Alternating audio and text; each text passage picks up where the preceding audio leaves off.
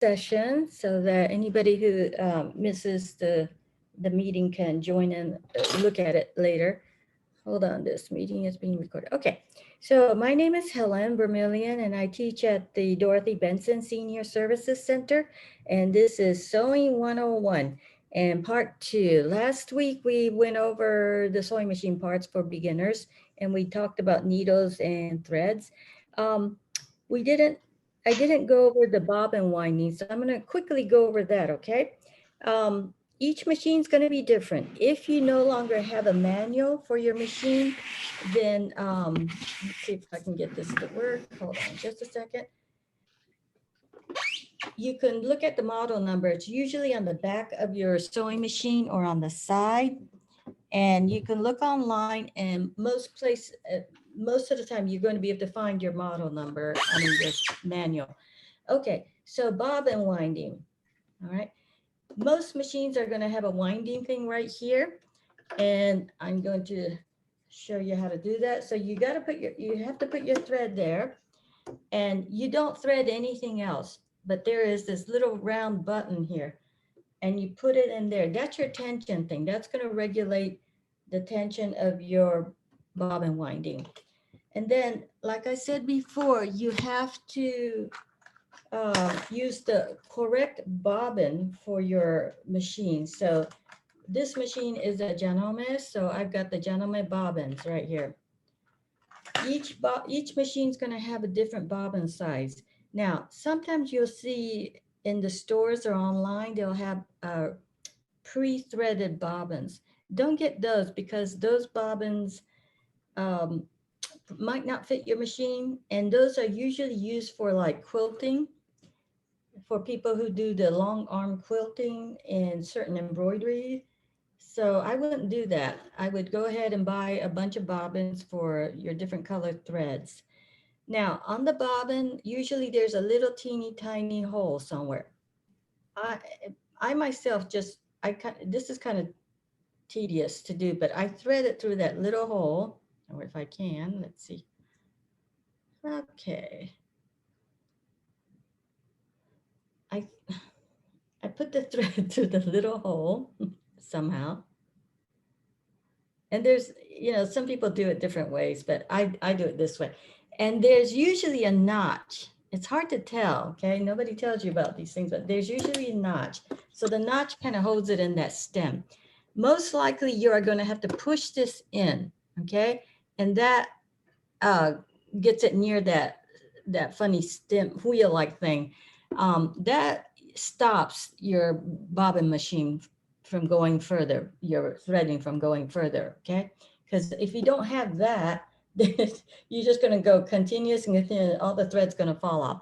Now on my machine, I believe mine is you pull this out, okay? Okay, what that does, it releases this part. So the needle doesn't go up and down. Some machines, it'll just flip, okay? In the old machines, you usually have to hold on to this and unscrew it or something like that. The super old machines, you'll have something that looks like a funny rubber wheel and you push that down and it clicks it on there. So once you gotta have it on there, okay? Don't thread it here. And then I hold on to this until I feel like it's pretty secure. And then I do cut it off because this long thread gets in the way. Okay, you don't want to go super fast, okay? Okay, now when this fills up, it's going to, that little gadget right there is going to stop it. So let's go ahead and do this.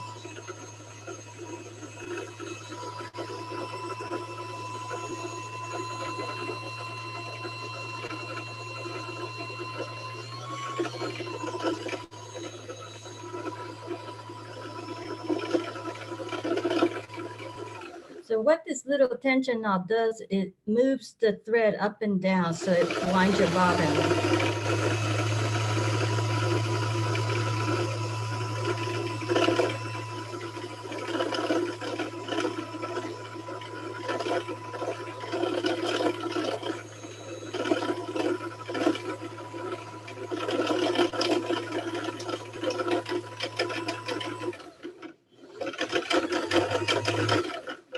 Okay, now it stopped on me. All right. Some machines will have a place you can cut your thread, has a little blade. On a lot of machines, it'll be on the side. So you can either take snips or there's a little blade on the side here. Okay, so it wound my bobbin. So this tension thing tries to evenly wind your bobbin. That's what it does, all right? So once again, learn how to correctly thread your machine. This thing has to be up. On computerized machines, it automatically stops up. And then you go here, and there's always, or most of the time, there is a place where you thread it, you hook it close to the needle. And mine has a automatic needle threader. And if I have the needle in the right position, it'll thread my needle for me, okay? And like I said before, it takes a while to get used to this. All right.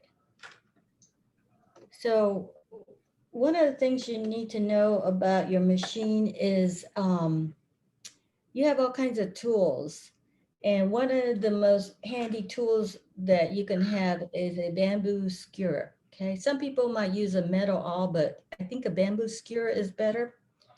And the reason why is some fabrics is going to be difficult to for the machine to feed it through. It might get stuck, it might jam easily, especially like boucle fabrics. So this acts as your little finger and it helps push your fabric, you know, without sewing through your finger. So this is a good thing to have, and it's soft. So if the needle hits it, you're most likely you're not going to break your needle. Don't go real fast on these kind of things. Okay. And then last time, I think I told you about using Scotch tape. Most newer machines will have a throat plate that has a wide hole. This is not a wide hole, okay? Most will have it going across so it accommodates the zigzag. So this one has one that's a zigzag accommodating throat plate. This is from another machine and it has one single hole, okay? This is so that fine fabrics like silks don't get sucked into that big space opening.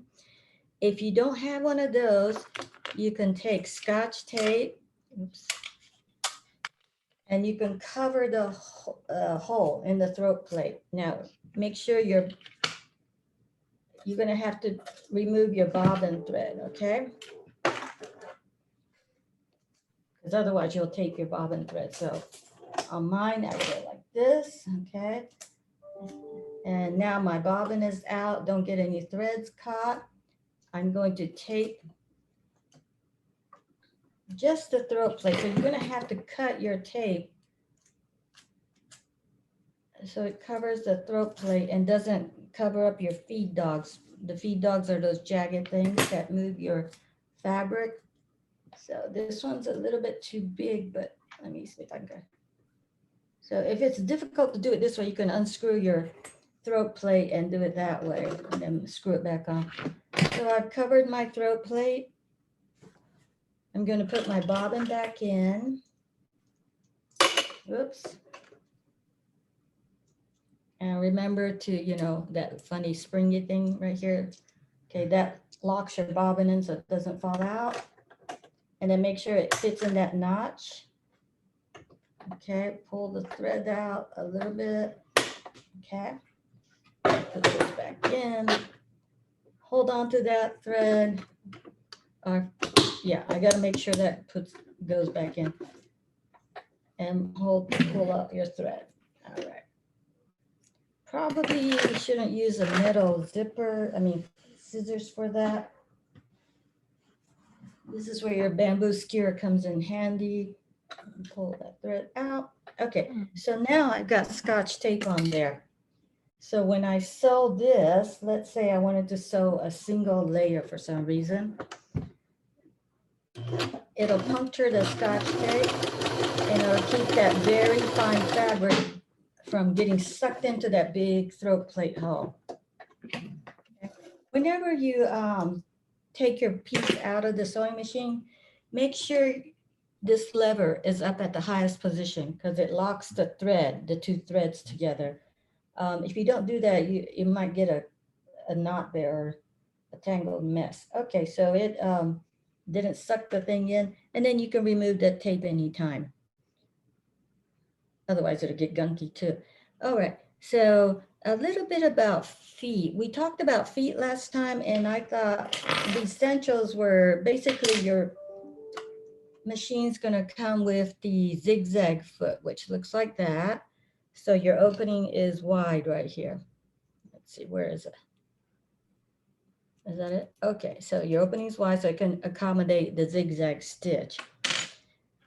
If you're going to do heirloom sewing or fine silk sewing, you might want to invest in a single hole foot, okay?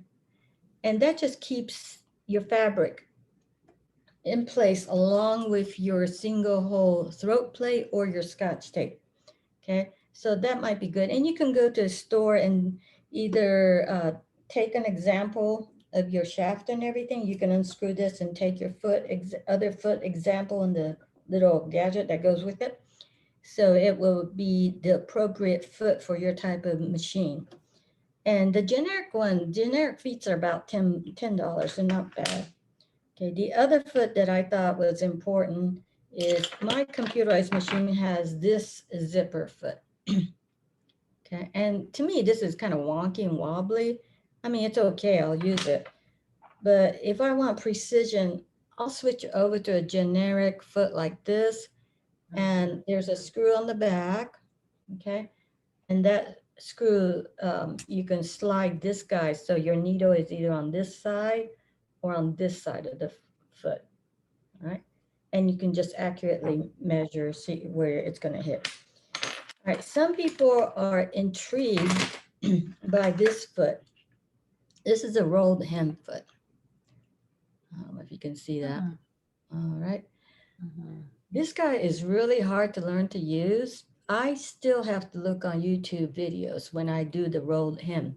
What it does is you feed the thread, the fabric in there, and I'm not going to show you right now, but I recommend using a helper fabric. So you have another piece of fabric right here, and you'll sew through that. And then you have to feed this guy. Let's see how I do this. And when you feed it through this funny looking spiral here, it folds the fabric over and then you stitch it. So you have this really teeny tiny narrow hem. When it works, it's beautiful. When it doesn't, it's extremely frustrating. I have to go on YouTube videos because a lot of times I'll sew chiffon with a narrow hem foot. And I have to use different techniques. Like I may have to stitch a line on the edge first, okay, just straight stitching so that it stabilizes the fabric and it also acts as a guide and makes it easier to feed the fabric through, okay. So depending on the fabric you're sewing, I have a friend who uses a lot of rayon and she has no problem, but she exclusively finishes her garments with the rolled hem, so she's used to using it. Now they do come in different sizes. This is the standard small one, but I believe they come in bigger sizes too. You may have to get these online. I'm not really sure if the sewing stores have various sizes or not. One thing that you might want to get, which I don't have here, is a regular, it looks like a regular zigzag foot, but it's made out of clear plastic. So it looks like this, but it's kind of made out of clear plastic, the whole thing. This is great for people who do quilting or applique because they can see where they're going. And also it's actually called a satin stitch foot. It has space here, it's indented. So when you do like a satin stitch, it adds bulk, it's raised up on top of your fabric. It feeds through easily. It's not squished by this part, okay? So a lot of this information you can get online for your specific needs. So I'm mostly a garment sewer, so I don't really need all these other fancy feet.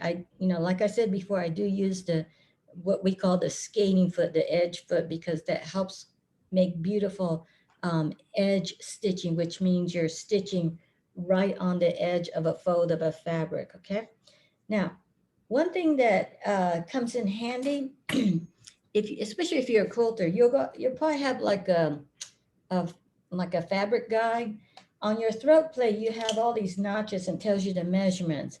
And sometimes it's hard to keep going straight, it just gets wobbly sometimes. So you'll have a throat plate guide, I guess that's what it's called. And usually it's magnetic and it's a square and it clamps onto here. So your fabric can't go further.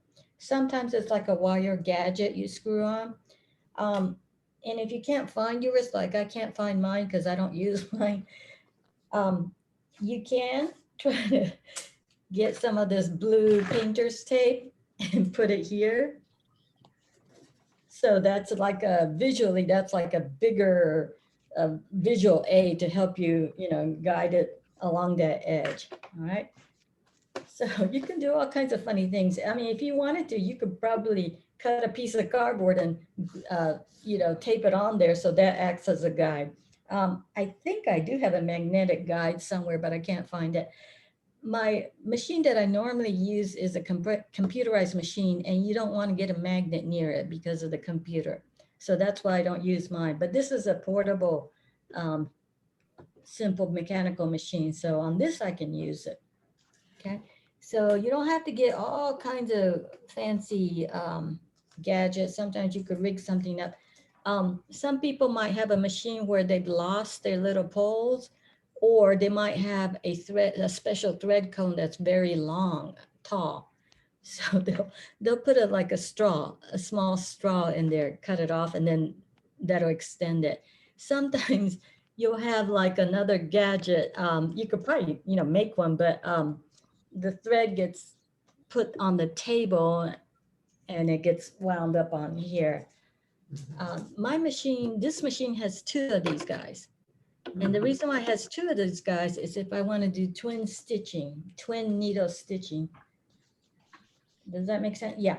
So what it is you can go buy a needle that has one shaft, but two needles attached to it. So if you want to do a perfect top stitching, 2 rows of top stitching, you can buy that. Also for heirloom sewing, which I normally don't do, you have these things called winged needles.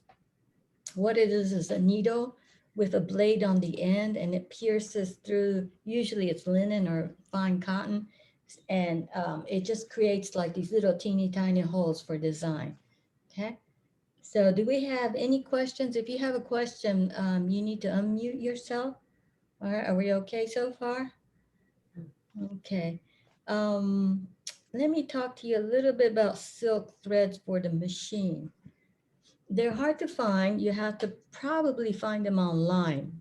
And they will have a number on the top. It'll say 50 or 100. 50 is usable on the machine. 100 is super fine, and it'll probably break if you put it in through the machine.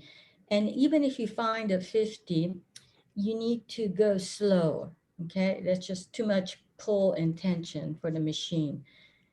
Gooderman does sell a silk thread, but it's much, much thicker. So let's say you had some silk fabric and you were in a bind and you needed some fine thread. I'll use Coats and Clark's lingerie thread. Sometimes they'll call it fine thread. I don't know what it's called lately, but I have a stock of that I keep. Once again, don't use thread that's, probably very old, because it probably has dry rot and probably fall apart. So you don't want to spend a lot of time working on your projects and use cheap thread or very old thread and it falls apart. Plus the inexpensive threads, sometimes you'll see a bargain bin, it's real cheap thread. They're probably not good quality anyway. They're probably like very short threads, so they're not strong enough and they create so much fuzz that it probably jams up in your machine quite often. Okay, so I think that's enough for threads. Do not use, if you can avoid it, don't use serger thread because that's a thinner thread, and it's not as strong as these kinds of regular sewing thread. You can use cotton thread. You can use cotton covered in polyester thread. Nylon thread is probably stretchy. Sometimes it depends on your application, maybe for swimsuits. By the way, you can actually sew a swimsuit without a surgery. You can do a complete swimsuit just with the Zig Zag machine. A lot of people who have children who compete in like ice skating or dance, they will sew their leotards and uniform outfits with a regular sewing machine. And there's a technique for that. They'll do a zigzag and they'll actually pull the stretchy fabric and pop the stitches and stitch above it. Okay. So there are all kinds of tricks that you can do to solve certain situations. You don't have to have a professional, serger machine, overlock machine to do all that. And they sew a lot of their costumes because they found out they're super expensive if you buy them. So they save so much money. Um, I sew, I sew sewing, what is it, swimsuits, both with the serger and the zigzag, depending on the thickness of the fabric and where I'm sewing, what part I'm sewing. Okay. All right. So we're going to talk today about fabrics. Okay, I'm going to start with, okay, so there's all kinds of sewing. There's quilting, which mostly uses quilting cottons. I think using silk fabrics has started to become popular among the art quilters. And then there's garment sewing, which uses all kinds of fabrics. There's home dick sewing, and that uses usually thicker, sometimes coated fabrics. And they also use umbrella fabrics.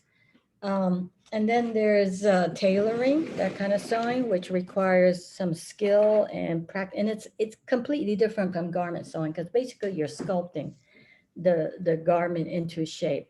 Now there is the ready-to-wear tailoring, which is kind of like you're fusing, interfacing, and things like that. But the old-fashioned tailoring, you're shaping it with all kinds of stitches. And then there's alterations, which is probably the least favorite for everybody. Okay. I'm going to talk a little bit about quilting fabric. So let me show you. Okay. So quilting fabrics, believe it or not, come in different grades. And it's all based on usually the grage, I think they call it the grage, Griege.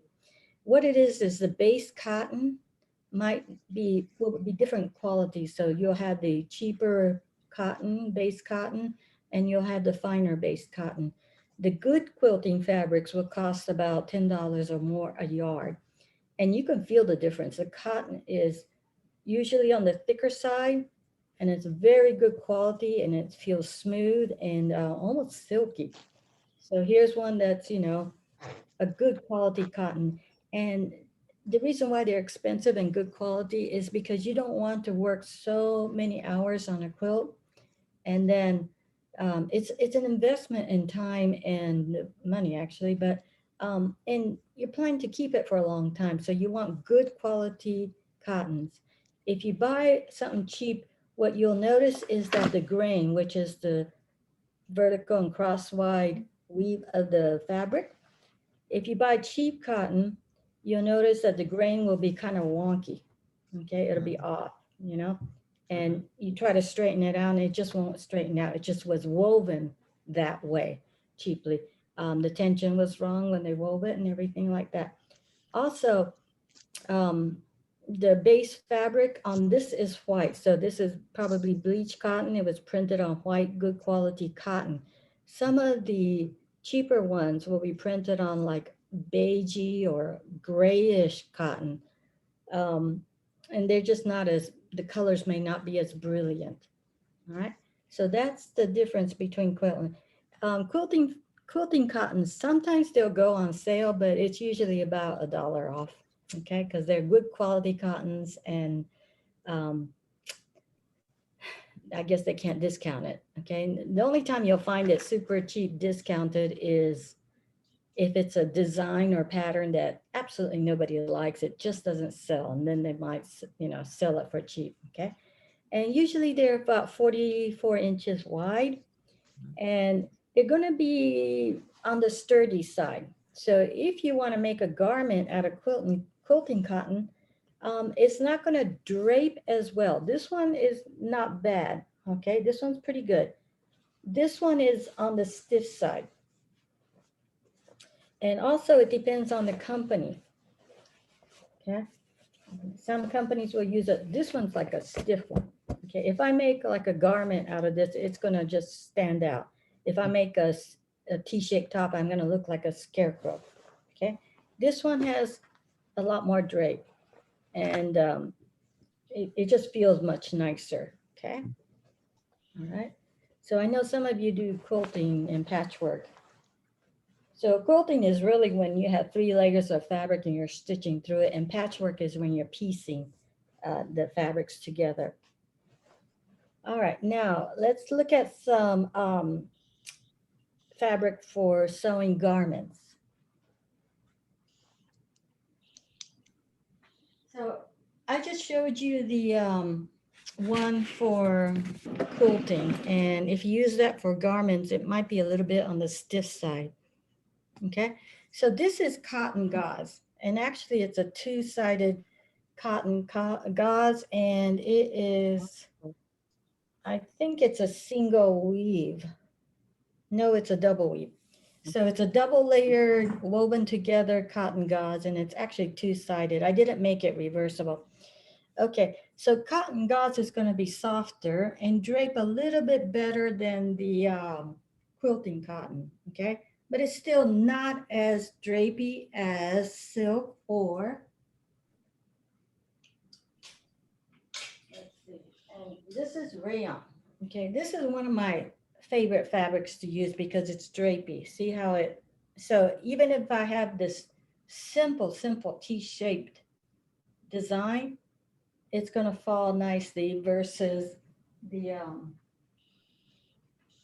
versus this guy. This guy kind of stands up, it doesn't drape as much, and this one moves and drapes beautifully. The only problem is I have to iron rayon, okay? Rayon will shrink in the wash, and sometimes it'll continue to shrink every time you wash it. I abuse my fabrics. I throw them in the washer and dryer, and if they survive, they survive. If they don't, well, they don't survive. Um, and so I do have to iron these after they come out. Now, whenever you do any kind of sewing, I don't know about quilters if they pre-shrink their fabric, but all garment sewers should pre-shrink their fabric. So if it's washable, where basically the guideline is the way you're going to wash and take care of it later is how you should pre-shrink it. So of course, wool, I'm not going to, if I'm going to make a wool suit and it's going to have interfacing, all kinds of stuff in it, I'm probably going to dry clean it, because if I throw all that in the wash, it's going to get all wonky and maybe even shrink more. So I know I was just going to wash this, washer dryer. So I just pre-shrink it that way. Sometimes you might have to wash and dry it about 3 times. Okay. And a lot of people do that with linen because linen sheds a lot and linen gets softer the more you wash. So a lot, and they say it wrinkles less after you wash it a bunch of the time, but I'm not sure about that. I think linen just wrinkles. Um, so this is the difference between rayon and cotton.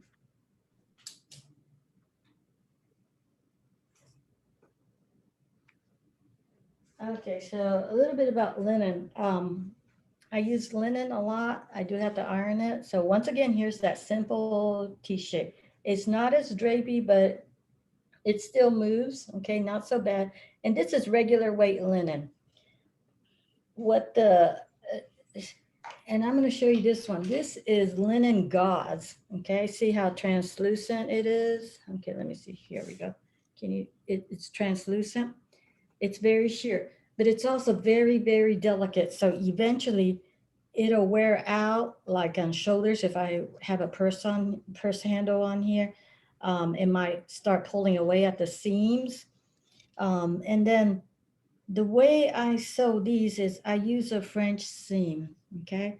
Because usually most of the time I'll do a French seam, which you can look this up, but the raw edge is enclosed. All right. So this is linen gauze and it drapes, but it's very delicate. It's probably best for like sheer curtains or something like that, and or like maybe heirloom sewing where you don't wear it that often. Okay, linen kind of holds up pretty good. Um, Especially if you have linen that is woven with long strands. Some of the cheap linen will be like it'll look nubby because it'll have short leftover strands. Okay, and linen absorbs an enormous amount of water. So in the summer, if you sweat, it keeps you cooler, I guess.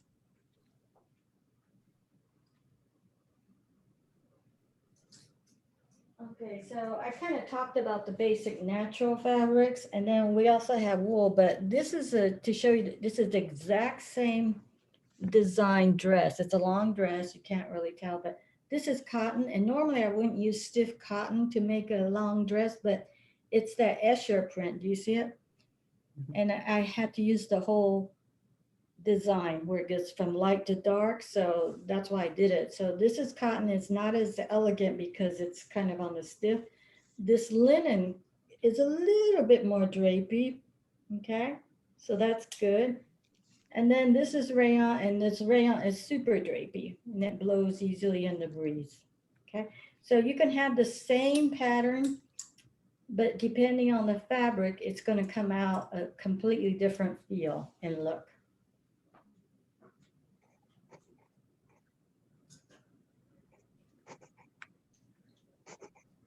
Okay, and so I'm kind of jumping around real fast, but before I talk about wool, let me talk to you about synthetics. So rayon is a cellulose fabric, so it's not considered synthetic, and it's the same. Another name for it might be viscose, and usually the Europeans will call it viscose.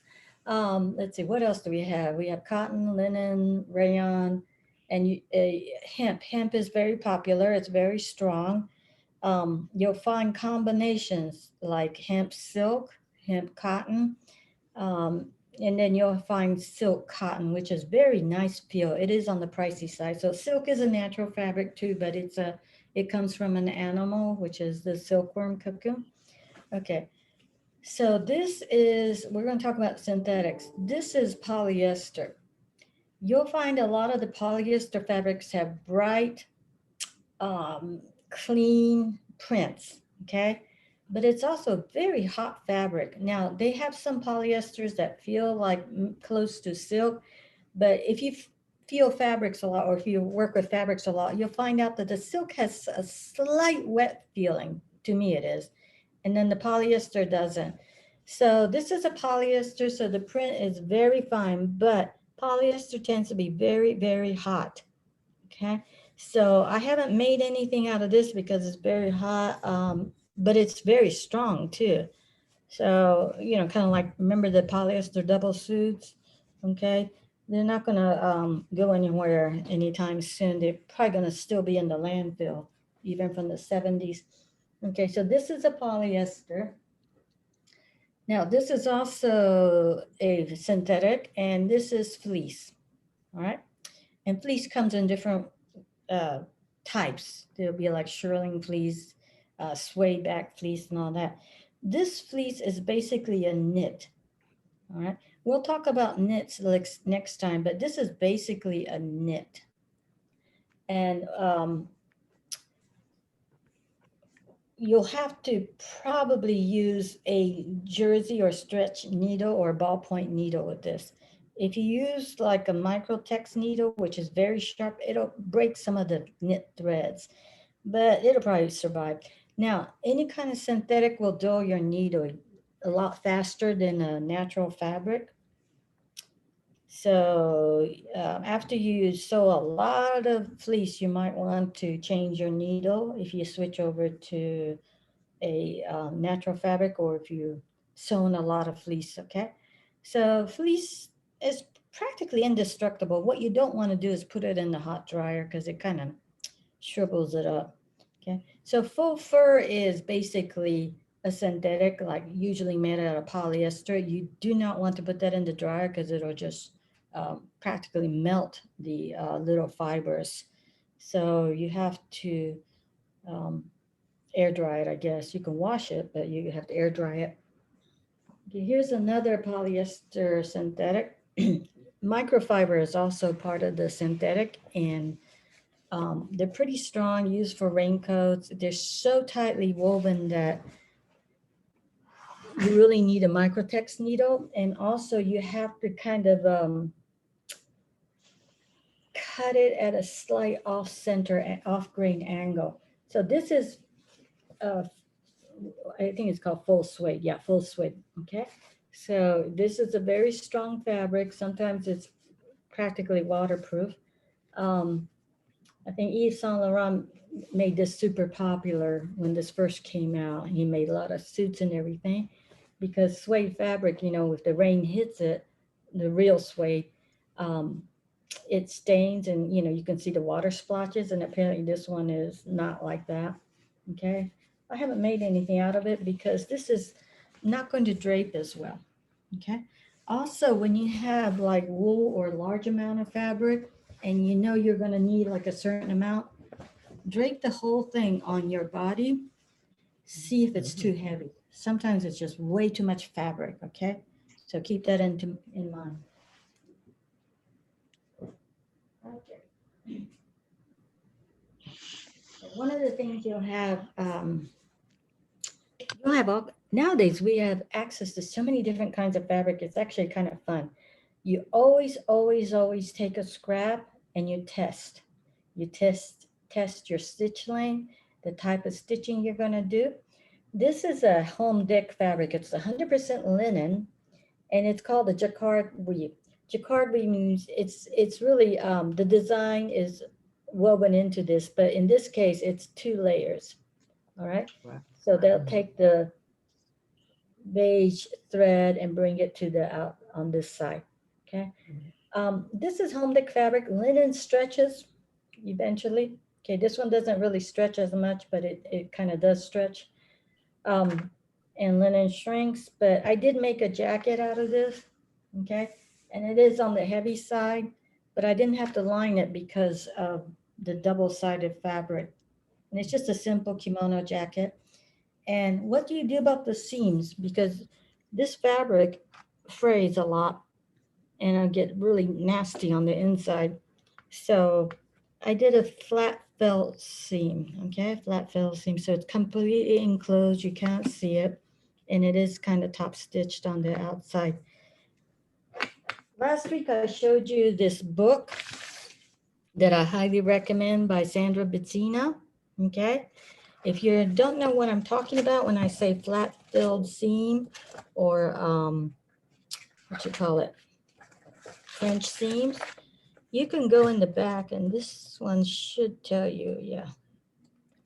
Okay, so it'll tell you all the seams, okay, the different types of seams it'll give you, all right? So that's what this book I highly recommend. And also remember this book, you find a fabric.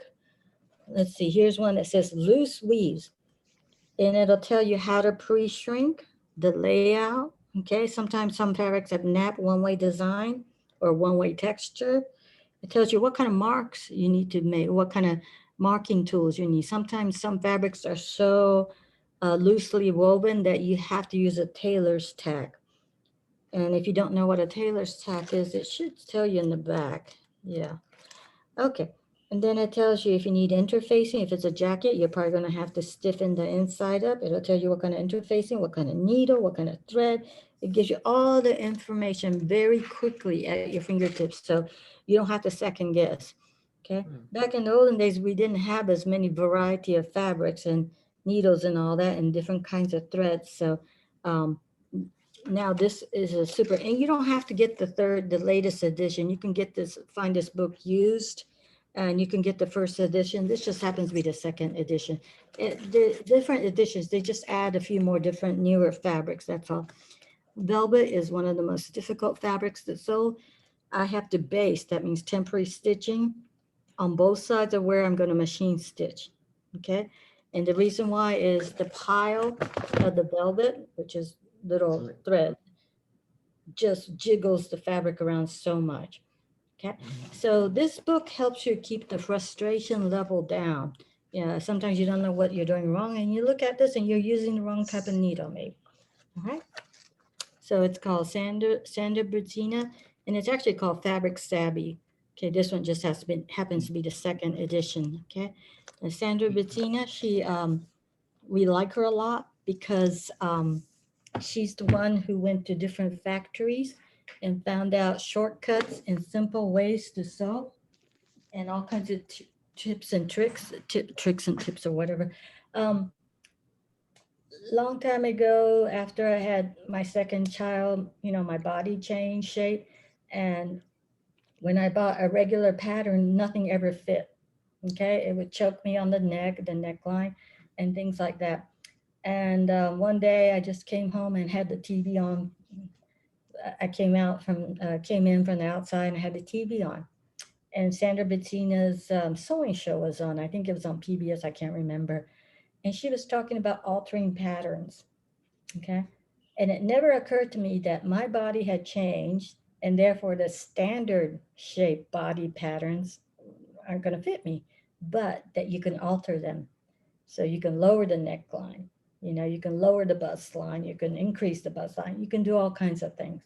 So that was a very big eye opener. And that's how I started finding out about Sandra Bettina, um, reading all her books and watching her shows and everything. She was extremely helpful for the home sewer. We no longer, use pinking shears to finish our seams. We were able to clean it like designers do, and all kinds of stuff. Okay. So now a little bit about wools. Wools, depending on what you're going to make out of them, there's all kinds of wool weaves. If you have a delicate wool weave like a boucle, okay, and it's not knit based, but it's a woven boucle. Boucle means it's kind of those bumpy texture fabrics. If you make a skirt out of it, it's going to put a lot of stress on the fabric where your bum is.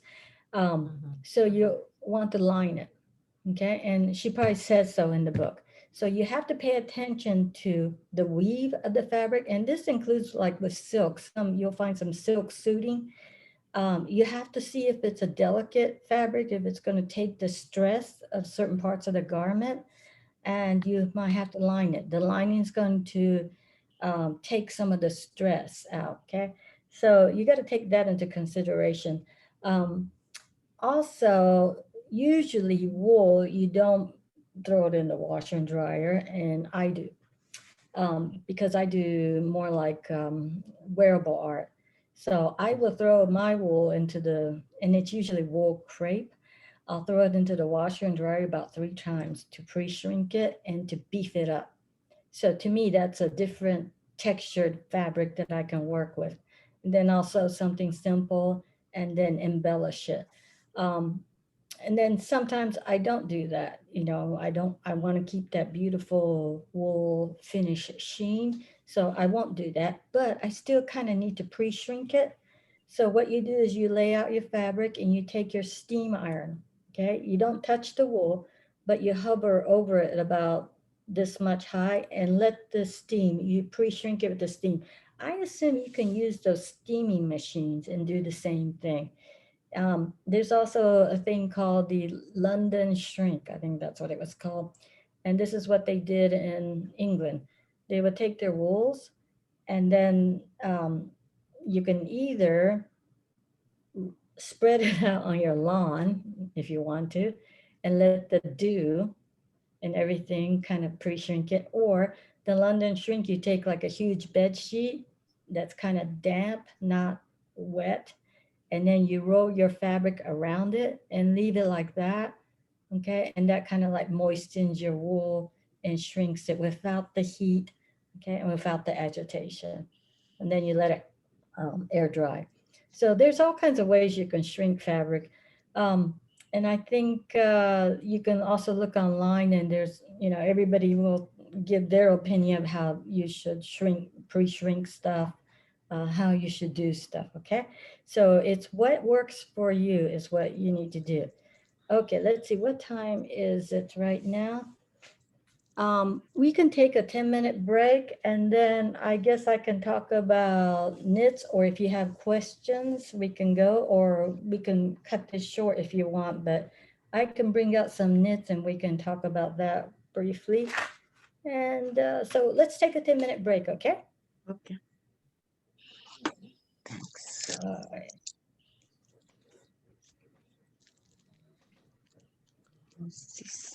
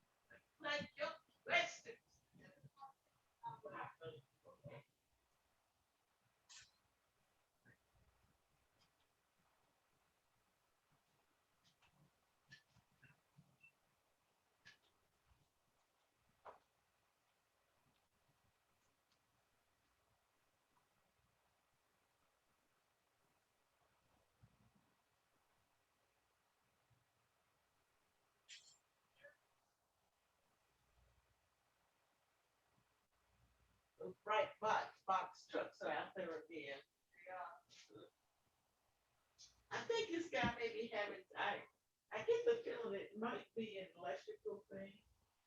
A gas, that's Atlanta gas, my truck is over there too. Yeah, it's a Bright Box Electrical Service.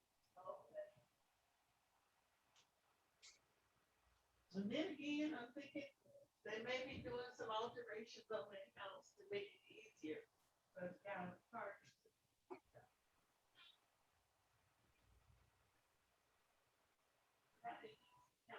Because he worked from home. Uh, his wife worked out. I guess she's still working. This house, so the other ranch house. Okay. Right, Brown Ranch house.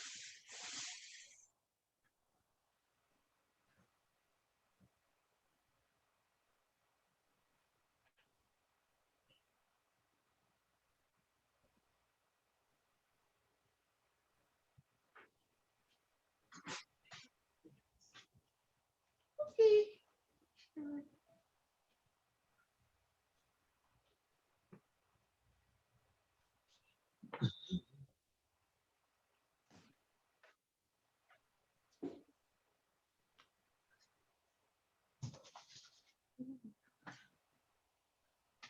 Oh, Lord.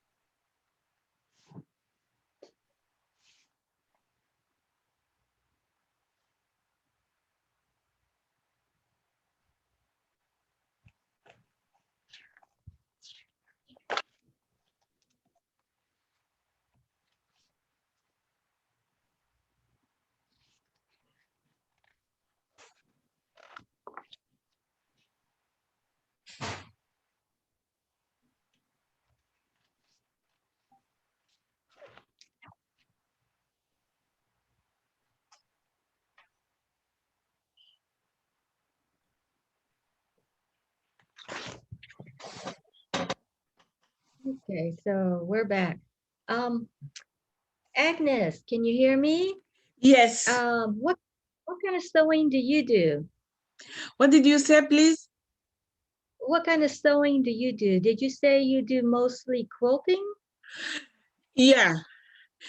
And I forgot the day you asked me about the foot. It was one quarter.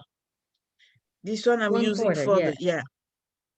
Yeah, and you probably have a fabric guide on your machine Yes. so that it's easy to sew. Yeah. Yes. And so what is are you working on a quilt right now? No, nowadays. But I have some already started, but I didn't finish it yet. But I Oh, can, we all yeah. do. Do you know? Maybe next class I'm gonna show you what I already made. Okay, that would be great. Yeah, because we inspire each other by showing what we're working on. You know. What about, let's see, who is Adam Young? What is your name? Can you hear me? Oh, yeah. I'm You sorry, know what's what? your name? No, I'm Evelyn. My nephew, great nephew, used my computer yesterday, and I think his name shows up now. Okay, That's so fine. your name is Evelyn, is that what you said? Yes. Okay, what kind Evelyn. of sewing? Oh, okay, nice to Uh, meet you. What kind of sewing do you do? Well, I basically do sort of repair things. Right now, I've been making some shirts that we're sending to a school of boys in Haiti. So it's sort of a charity thing. Wow, But that's great. that's about it. I just tuned in because I missed your class last week and I wanted to see it to see what I could learn new. So this is really informative. Yeah, it's amazing, when like I said before, I grew up in Japan, and my mother, because she grew up during the war, she wasn't taught, your basic sewing or whatever by her parents. And so when she had my younger sister, she had some time. She started taking sewing lessons. So she had a dressmaker come over to our house. And, I kind of watched. I mean, I wasn't paying attention because I was probably only like 5 or something. But I kind of played around with the sewing machine, but I didn't, I wasn't really. I actually did make a pair of bell-bottom pants. That's how old I am. But, and they were black and white stripes going horizontally. Gosh, because our school color was black and white, so I only wore it to like get school games. But I think that was in high school when I eventually sold that, but I wasn't taking it seriously. I was kind of paying attention to it. And in Japan, it's like all the women back then, learned to sew, just like I guess in America, that was the same thing. Everybody sewed. And I kind of was interested in it. And then in Japan, they would draft their own patterns. So we would have these monthly. They came out monthly, not just one company, but several. We may have had 4 or 5 magazine companies that would bring out these. I'll show you one, okay?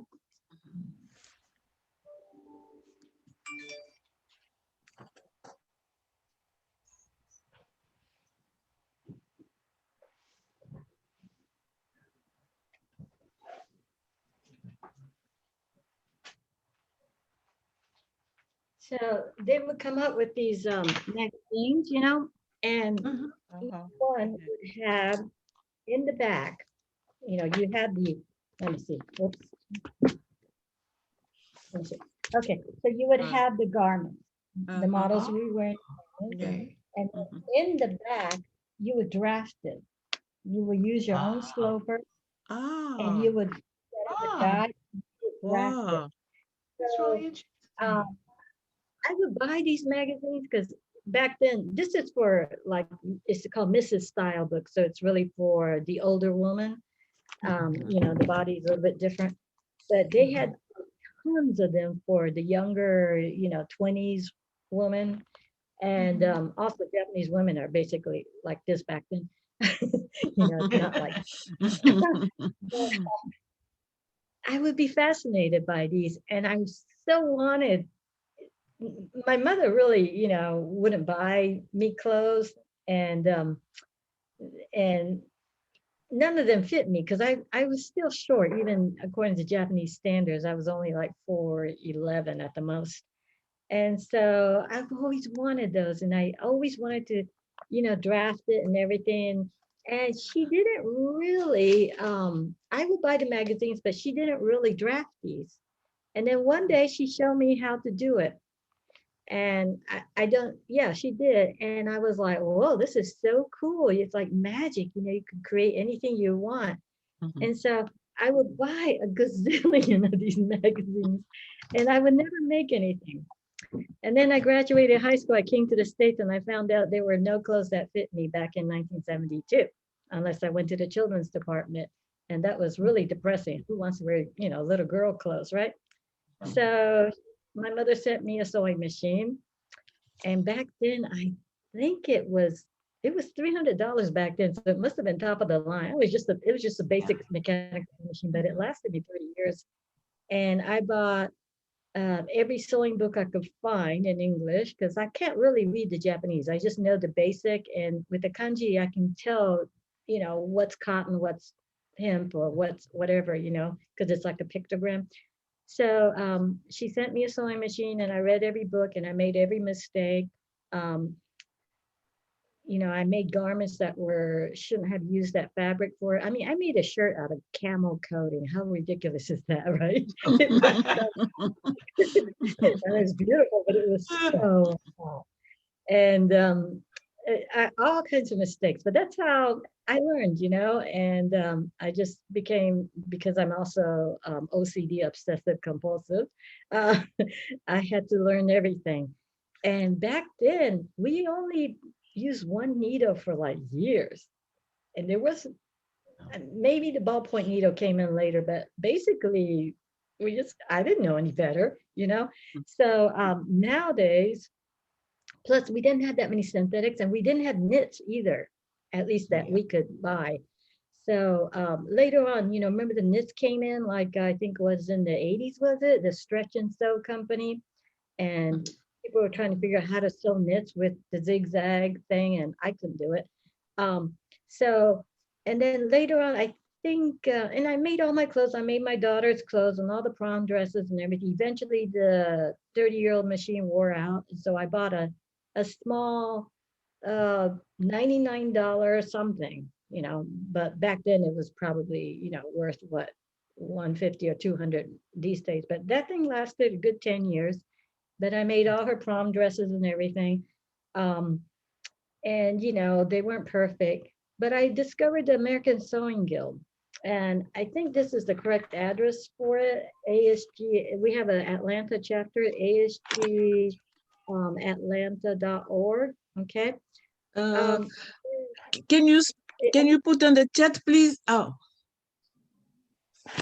on the chat. Okay, you're yeah, right. I can do please. that, huh? I'm glad somebody knows how to do the Zoom like that. Okay, I think this is the correct address, okay? Okay, now, this is a sewing guild. It's a national. So the national would be asg.org. Okay, so you can go to there. And then if you want to join, it is pricey. Okay, $50 per year.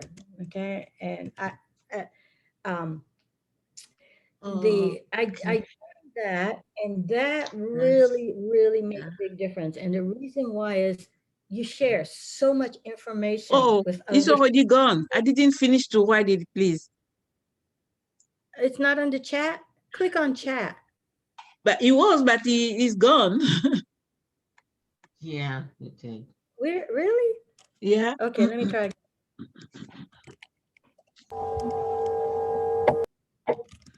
Can you see it? No. I need to click on chat like you said, it'll come back up. Yeah, Oh, look on the yeah, bottom of your I screen see and it. click on chat, and it should come up on the side. Yeah, I see it.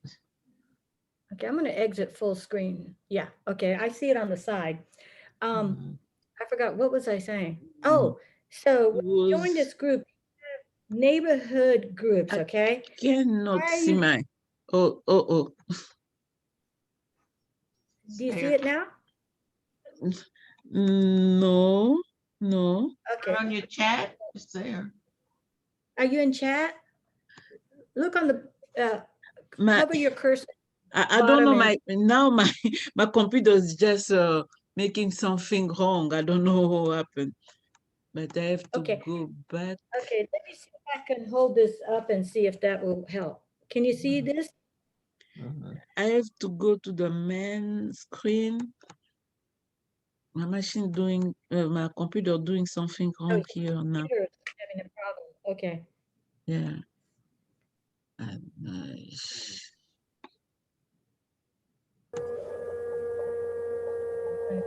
don't want. All right, so I'm going to go ahead, okay? So Okay. when I joined this, now we're echoing. Okay, what happened was they have neighborhood groups. So if you're in Sandy Springs, I don't know what the name of the groups are, but you can find out on their site. The neighborhood groups were okay for me, okay? But they were just more like social groups, and they were like making casserole covers or things like that. And, you know, it was okay. Some of us wanted to do something more serious. We wanted to do more like leaning toward couture sewing, meaning, you know, Yeah. really perfecting our sewing skills. So a new group was created that anybody can join, and it's called the citywide, nah, I think it was citywide couture group. Hold on, let me see if I can, oh, where did I go? Okay, remove pin, all right. Let me go to the chat and type this in. So I will do that, and then it is called citywide couture group, okay? And they meet at the Fiber Arts Alliance Center, which is really Southeast Fiber Arts Alliance. But their website is fiberartsalliance.org. Okay. I think you can go as a guest to one of these meetings, but if you go to the Fiber Arts Alliance website, they meet once a month and different subjects. And last Saturday, they had one of the members show how you can take old men's shirts and repurpose them into garments for yourself. Okay. Okay. I didn't. Is Fiber Art Fiber Art, Yeah, you still can't access your chat? Fiber Art Alliance, Alliance. Alliance. Org. Okay. Okay. Okay, thank you. So, so this group, they will talk about one meeting, they might talk about the different kinds of seam finishes, and they might show examples and actually give you a chance to stitch. Okay. So it depends on what the topic is. But if you look on the Fiber Arts Alliance calendar, they tell you when the meeting is. Okay. The meeting takes place in Chambly. The place is a little bit tricky to find. It's Chambly? like, Yes. yes, But guard, so you can wear a mask and everything. It should be okay. I think they do it in person now. Okay. yeah, because I'm not driving. If I have to go over there, somebody have to pick to give me a Yeah. ride. I don't want to go place to place with this pandemic. Yeah. Yeah, me too. I avoid as much as possible, but it's good to know that this exists for you. Okay. Okay, Now, okay. the good thing about the ASG Atlanta group was that they offered workshops. You know, we're in the pandemic right now, so maybe we can't do it this year, but once we get everything settled, you know, maybe we can go back to it. But they had uh, sewing instructors, pattern makers, technique people come and give workshops or lectures. So one of the people that came by was Sandra Bezzina. Okay. Yeah. And she actually brought, in fact, all the pictures in here are her, most of it is her garments. And she actually Wow. brought the garments so you can see in person and learn from it. We had Okay. Claire Shepherd. She's super well known nationally. She teaches at a university. She actually brought Chanel jackets, and you can look on the inside and see how they were constructed and things like that. Okay. We have Kenneth King. Now he lives in New York, but he was very inspiring because he talked about how he started, and he was selling hats to Magnin in California. And he did a hat for Elton John, you know, and stuff like that. And now he's in New York doing custom garments for, you know, socialites or whatever. So you have all these people come to these and give workshops, and some are hands-on, some are, you know, instructors that show you how to make when you attach a shirt collar, you know, it's really bulky at the tip. Okay. She created the burrito method shirt collar, so it gets rid of the bulk and things like that. So this was a very big eye opener for me once I joined ASG Atlanta. Now, the neighborhood group meetings are fun, but the citywide couture group is what you want to go to. Unfortunately, the membership is $50. Okay. So right now might not be the best time to join, you know, because of the pandemic and we don't have as many workshops available to it. Now, once a year, bunch of us sewing people have a problem. We love fabric and we keep buying fabric and we dream about what we're going to make, but we eventually we don't make anything and That's we run true. out of space, right? So we donate it to the American Sewing Guild and they sell it super cheap. Okay. Once a year, they sell this enormous amount of fabric super cheap to raise funds for their workshops. All right. Oh. Now, we're going to have it on the 21st of August. I don't know the address right now. I'm not going, because so much of that is my fabric that I donated. And because we had the pandemic and they couldn't have the sale last year, 2 years worth, 2 years Wow. worth of donated Yeah. fabric. Yeah. If you are interested in sewing, this is a good opportunity to buy inexpensive fabric and try different half fabrics, try different patterns, you know, because you're not losing that much money. You're not paying $10, $15 a yard for fabric. You're paying $1, $2, $3, maybe at the most $4. They also do sell some other stuff. Where the Okay. place is located? I don't know right now. I have to find out. It is, I saw it on Facebook and I have to figure out where it is. I think I will have the address next week, okay? Okay. Unless I look it up right now, which I can't, okay? So Unfortunately, I think the location is in Marietta. Mhm. I think it's easy to find, but it's worth going with friends or somebody and, stocking Mhm. up on fabric, okay? Okay. Um, it's not going to tell you what kind of fabric it is, most likely. I think I'd labeled mine, but I don't know about other people. Mhm. So we had the thing called the burn test, and I think I talked about it last week. You can look it up online if you want, but it's on here too. You just take a little piece of swatch fabric, go Mhm. outside, don't do it inside the house, and you light it with a little match or a lighter. Mhm. And the way it burns, the way it smells, the way the ashes, what kind of ashes or not you get Mhm. will give you a clue as to what kind of fabric it is. Okay. Okay.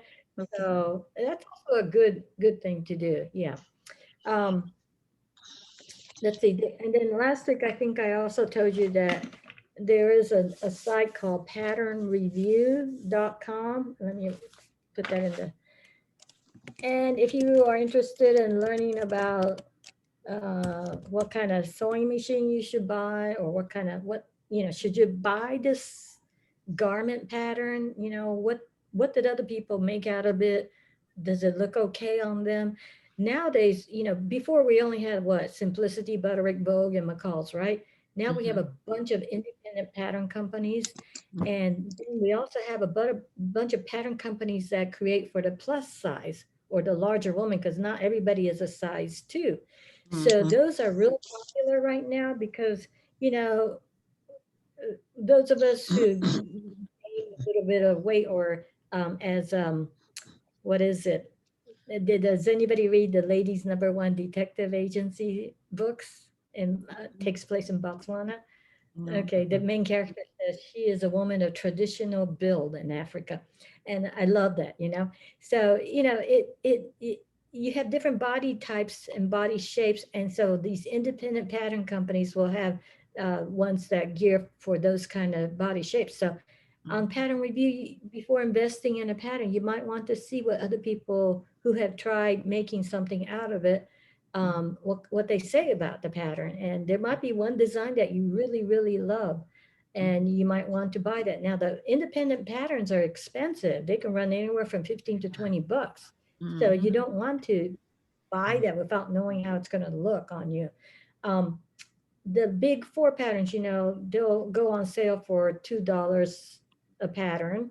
Vogue Mhm. only probably goes up to $5 on sale, because Vogue patterns are like 20, 25 bucks. And Mm. it's a lot of money for something that's going to Yeah. fit you, or you have to alter so much. Mhm.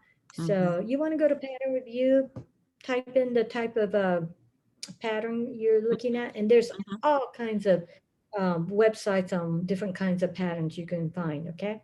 Okay. So anyway, I joined ASG and I got really interested in it, and I took a bunch of workshops, learned a lot. Um, and practiced a lot. And you're not going to save money sewing garments for yourself. Okay. Mhm. No, Mhm. true. It's cheaper to go to Walmart. But if you want something really cool, if you don't want to look like anybody else, um, and it's fun too, to create your own thing. I do a lot of embellishing. I don't have them right now because most of them are winter clothes, and I put my winter clothes away. But I've won contests. I won a serger and $400 for something I created and put in a contest. Um, I got published in an Australian sewing magazine for this whole um, clothing capsule I made and Mhm. things like that. So it's kind of fun. I don't have the time to do it too much anymore. So that's why you saw my T-shaped clothes, because they're just simple, easy. I can whip them out real fast. Mhm. And after sewing for a while, I no longer make the fitted garments as much. Okay. Most of it's just loose, baggy, Mhm. comfort. But I pay attention to the type of fabric. Right. Mhm. Mhm. Um, so next week we're going to talk about knits, but let me just give you a brief um, introduction to knits, and I'll drag out my serger and talk about sergers. Does anybody own a serger here? Anybody? Okay, I'll show you what a serger does, and it is an investment. So, but if you do a lot of knit sewing, you know, and you kind of want to know what it's about anyway. It took me 1 year before I decided I needed a serger. It's the difference between a serger and a sewing machine is a serger is like, remember in the olden days, our cars, you have to roll down the window. Design. Yeah. Now we just push a button, the window comes down. Okay, that's what a serger. Yeah. Okay, so let me talk to you a little bit about knits, all right? Okay. Okay, when knits first came into being, the Stretch and Sew Company was probably the only place you can buy knits, okay? And you're going to have to try different knits. Knits come in different weaves. So your most popular one, like in your t-shirts, is called the jersey knit. Now, this could be made out of cotton. Just, yeah. Yeah, it could be made out of rayon. It could be made out of wool. It's a type of knit structure. So one side, if you are a knitter, one side, if you had a little super duper microscope, one Mhm. side will be loopy, Mhm. purl, and one side will be the knit side. Okay. Now, all knits, most knits, if you pull, you know, like if this was like a solid color and you go, oh no, I don't know which is the right side or the wrong side. And sometimes I'll take my super duper magnifying glass and I'll look and I'll say, oh, I see the knit weave. Okay. And then I'll look on the back. Oh, I see the purl weave, just like when you knit a sweater. All right. But let's say you don't have that. What you can do is, let's see, I don't have a knit right here. Let me see if I can find a scrap.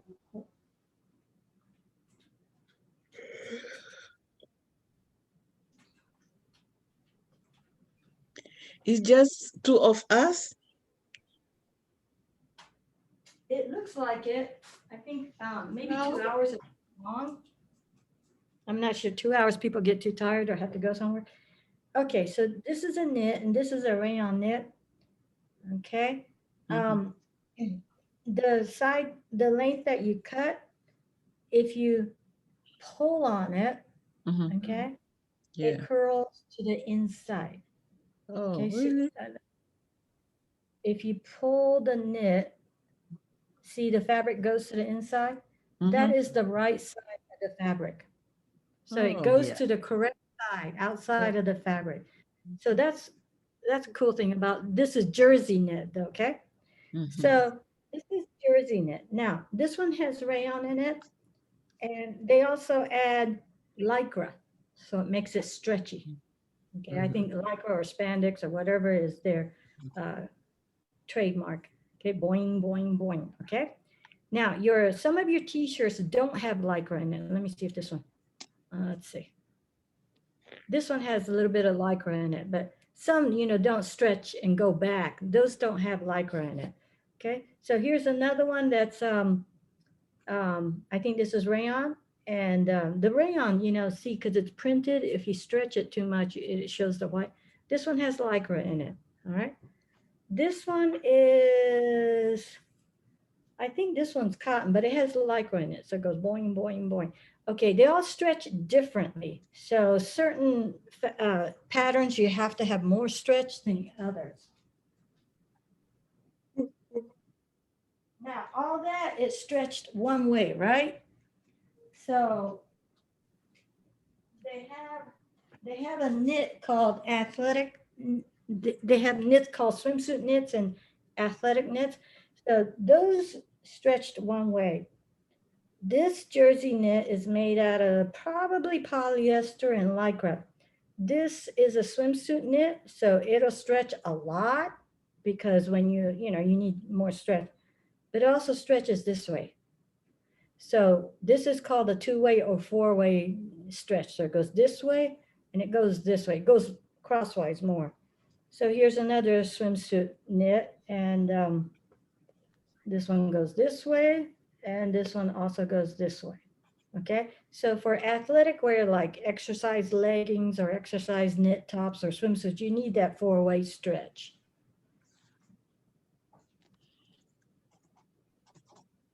Okay. So, and then you have a thing called double knit, which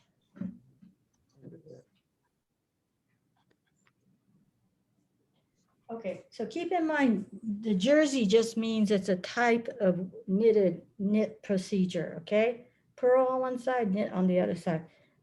This, I believe, is a double knit. I didn't make this, but this one doesn't stretch as much, okay? Some will have lycra and will stretch more. This is polyester. Remember the 1970s polyester double knits? This is kind of like that.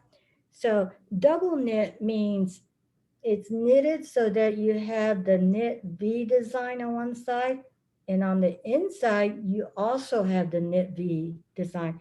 So double knit could be made out of wool, polyester, cotton, anything, all right?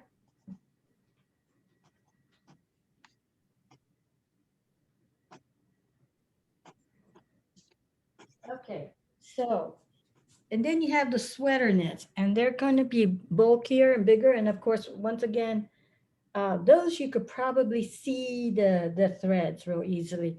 And they could be polyester, they could be thin, they could be thick, all kinds of choices. And you have the fleece. The fleece is also a knit most of the time, okay? So you can't see it because of the hairiness, but if you really look carefully, it is a knit, okay? So it has, some will have a little bit more stretch than others. It usually doesn't have as much stretch. Okay, so that's fleece. And then you're going to have the lacy knits.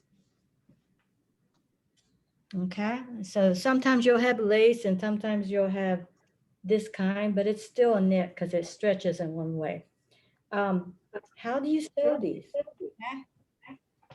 All right, because there's so many holes on this, how do I sew this, right? So what I have to do is I have to attach a thin strip of knit fabric, and I'm probably going to use white. You can use a skin tone color.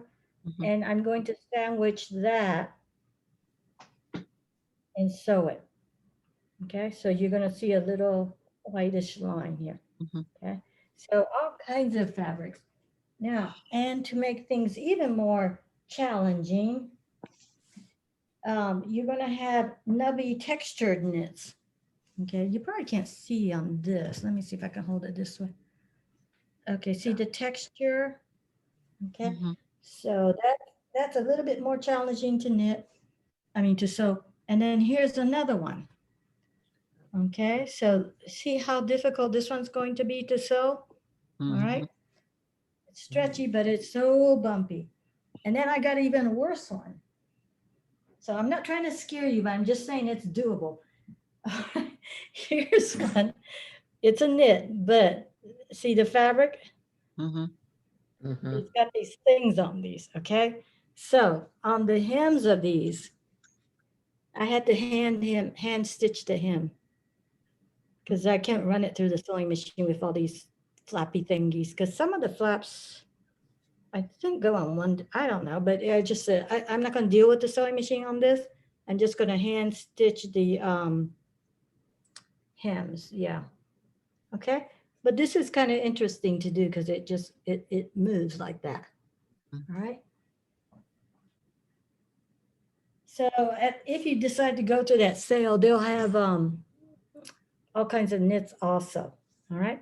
Mhm. So let's see. I think I am going to, oh, I forgot to show you one more thing. This is a silk, this is a woven, it's not a knit. You'll also find burnout fabrics, okay? This is called a burnout fabric. And what it is, it has a, like, usually it's a silk base. It doesn't have to be made out of silk. And then they'll have like a rayon pile, and then they'll chemically remove some of that fiber. So you have parts that have fiber and parts that are thin. So these become a challenge to sew too, but it is doable. All right. Mhm. But you got to practice on the swatch. You can't just say, oh, I'm just going to cut it out and sew it, you know. You're going to have to practice different types of seams, different types of hemming and things like that. Okay. All right. So I think we might be a little bit tired and wore ourselves out now. And do you guys have any questions before we sign off? Because next week I'll actually stitch some knit things. And if you want to stitch along and try them, that would be fun too. I'll bring out the serger and talk about the serging. Okay, so this is basically a a sewing 101. It's just to give you background information on all the possibilities you have out there and the challenges you might have out there. You want to keep your frustration level down. And that's why I'm recommending the Sandra Bettina book, because, you don't know what kind of fiber you have, you don't know what kind of needle you have, it's going to get frustrating. One of the most important things you should do is your setup. A lot of people get frustrated because their sewing machine is in a closet and they have to bring it out every time. Mine is out. So if I have to stitch, I can just turn this, plug it in, jump on it and sew. Otherwise I would go, oh gosh, I got to bring it out. I got to clear a table. I don't have much space in this condo, but in my sewing spaces, my machine is big. I have a computerized machine. It's big and my sewing space is probably this small. If I want to do curtains or something large, then I use the portable. I bring it out here. I have this table that the leaves open up, so I can do it here. But basically, if you want to learn to sew, you got to practice a lot. You got to sew a lot, and it's best to leave your sewing machine out or just maybe a table with casters on it. You can bring it out right away. Okay. And one of the important things is to have your iron and ironing board nearby because you need to press as you sew along. All right. So that's it for now. For today, I think we're a little bit 30 minutes short, but that's okay. Let's see. Does Evelyn have any questions or Agnes have any questions? Do you do the alteration too?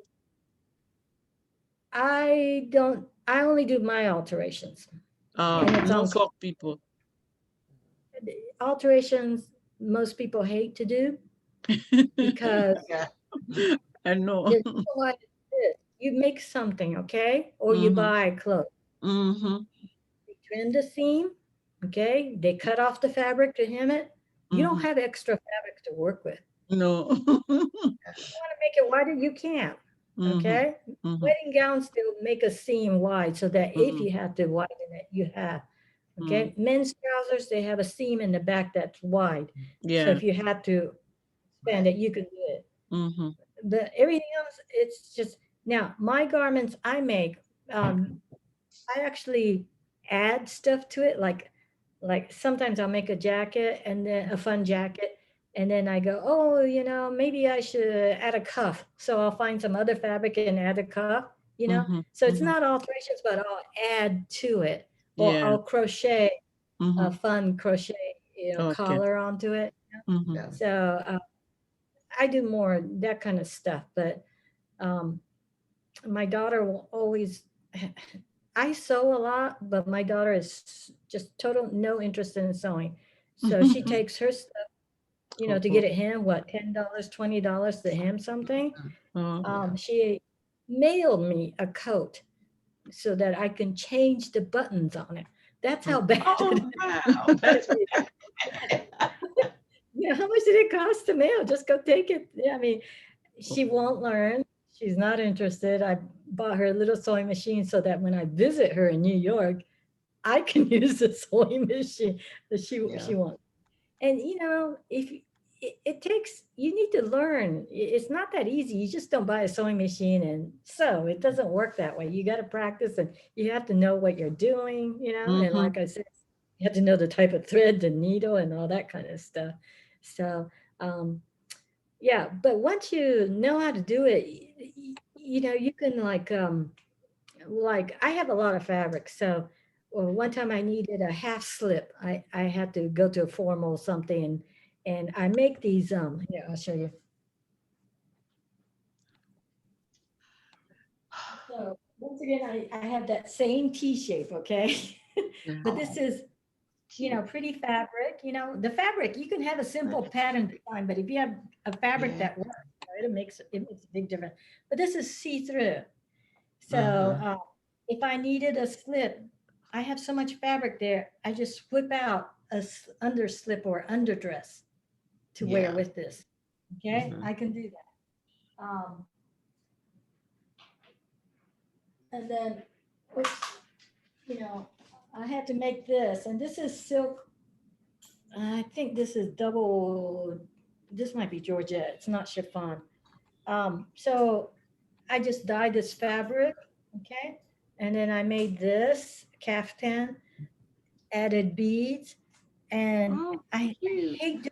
hate doing the narrow hem. So I took Yeah. my serger, and my serger does a rolled hem. I don't know if you can see this. Oh, Okay. yeah. And I use that thread, you know, the I'm variegated thread, missing. color thread. Mhm. Can you see that? Yeah. Yeah. So I just finished it that way. And I'm because the missing. corners, it's hard to get it clean, I usually just wrap a bead on the corners. Plus you need to wait. So, Mm. and so that's a, you know, just all, it's just a simple square. That's all it is. But because of the type of fabric and then the weight of the beads, it moves and it's really pretty. You can't really tell on Wow. the hanger. Let me, Yeah. yeah. This one's too long for me. It's really for a fashion show. Um, so this would be like this, you know? So it would Yeah. move. Uh-huh. So you don't have, Gorgeous. yeah, you don't have to make those, you know, fitted garments. Like if you needed to go to a wedding real quick, just go find some beautiful drapey. Usually drapey works, drapey Mhm. fabric, and make something like this. And, you know, Okay. so this is silk, but it's a very loose, delicate silk. And I just love the fabric so much I have to get it. It's shiny, you Uh-huh. can tell. So I made this, and you know, I have to be careful, it might snag or something, but I can wear, you know, make another, I can either make a nude slip or I can make, you know, it's actually on the short side. So I wear this with silk pants I make. Okay. Ooh, And pretty. then because I have so much fabric and I had this beautiful, I don't know what it is. It's some kind of velvet. I can't even remember. And I added that for the binding. Mm-hmm. Okay. Yeah. Just Uh-huh. to give it an idea. So you can do simple and elegant easily. Yeah. And it's just a matter of practicing, a matter of knowing how to use your sewing machine and what to do with it. So you don't have to make those, you know, people always saying, what am I going to wear for the mother of the bride, you know, blah, blah, blah. You can just make something so simple. Yeah. So that's why I collect a lot of fabric, because when I need something, I just whip it up. And if it's something like this, it's so Pretty easy. good. Huh? I said, that's pretty good. Yeah. You don't have to have a suit or a fitted garment, right? Mm-hmm. Okay. Yeah. So just make a caftan out of gorgeous fabric, right? Accessorize it and get that right attitude going, and you just saunter in, right? It looks great. Okay. So we will talk about this, and if you want, you can bring out your sewing machine and try it with me. Is there anything else you guys want to go over? I'm going to probably just talk about home deck and alterations. And let's see, we got 2 more classes, so I'm kind of running out of things to talk about. Anything else? If you can think of, let me know. Okay, questions. I could talk about patterns if you want. That's about it, huh? So get excited, get your sewing machine out and start making something. Okay, Yeah. maybe I'll talk about Yeah. little crafty things we can make Mm-hmm. to start. Mhm. How's that? Okay. At Benson, we make little zippered pouches and tote bags, and then somebody started their swimsuit. I actually drafted a pants pattern and it fits this woman perfectly. She made it out of rayon, so it's like palazzo pants. It was beautiful. Oh, yeah. Kimono jackets. That's so easy. It's just rectangles. Mm-hmm. Okay. Yeah. Maybe I'll talk about kimono jackets. Okay. Mm-hmm. And then you Okay. can turn them into robes or something. All right. So we will see you same time next week. Okay. Thank you for the class. See you next Show week. and share. See you Yeah, next and if you week. have stuff to show and share, please do that, because that would be fun to, you know, I just love to watch, seeing what other people make. So, okay. Okay. Okay. All right. Thank you so much. Thank Okay. So you. well. Okay. Bye. Bye-bye.